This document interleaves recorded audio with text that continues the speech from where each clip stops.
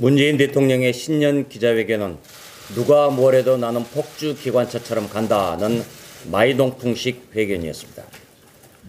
도둑이 도리어 몽둥이를 드는 격인 적반하장의 회견이었습니다.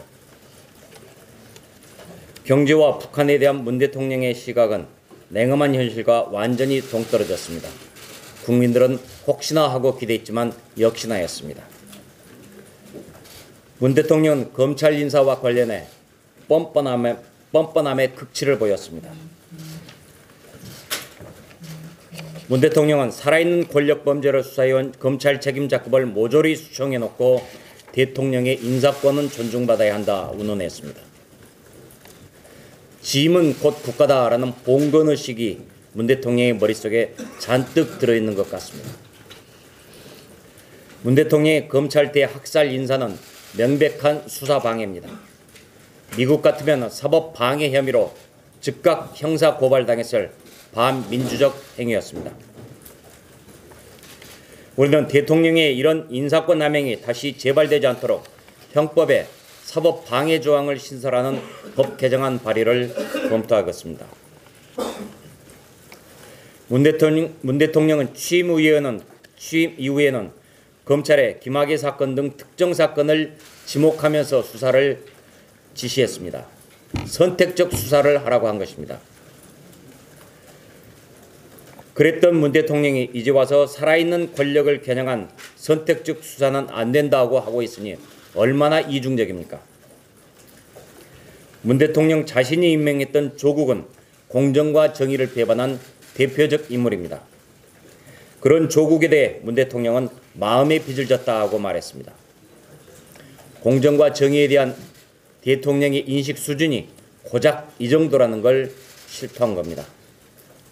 대통령이 말하는 공정과 정의가 위선이라는 것을 스스로 입증한 것입니다.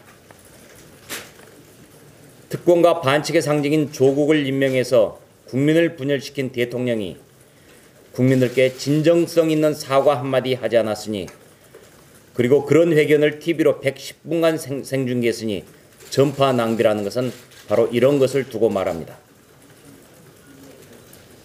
추락하고 있는 우리 경제에 대한 문 대통령의 인식이 한심하다는 것은 누구나 알고 있지만 어제 또다시 확인됐습니다.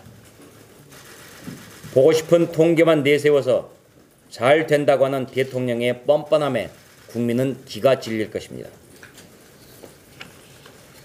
낯설기 짝이 없는 통계를 거론하며 어려움 속에서도 선방했다라고 대통령은 둘러댔습니다. 우리나라 경제성장률이 OECD 36개국 중 34위라는 지표는 숨겼습니다. 알고 싶은 것만 부각시킨다고 경제가 나아지는 것은 아닙니다. 문 대통령에게 충고합니다. 통계 조작 그만하고 제발 현실을 있는 그대로 보십시오. 북한 김정은에 대한 문 대통령의 스토킹 고질병 수준입니다. 북한에 대해 핵과 미사일을 고도화하고 있는 북한에 대해 경고 한마디 하지 않고 남북협력 그리고 대북제재 완화 타령만 하고 있으니 참으로 딱하다는 생각을 금치 못합니다. 문 대통령 제발 이성을 찾기 바랍니다. 잘못된 정책 즉각 폐기하고 현실에 맞는 정책을 수립하십시오. 민심의 바다에 분노의 물결이 일고 있다는 것 명심하십시오.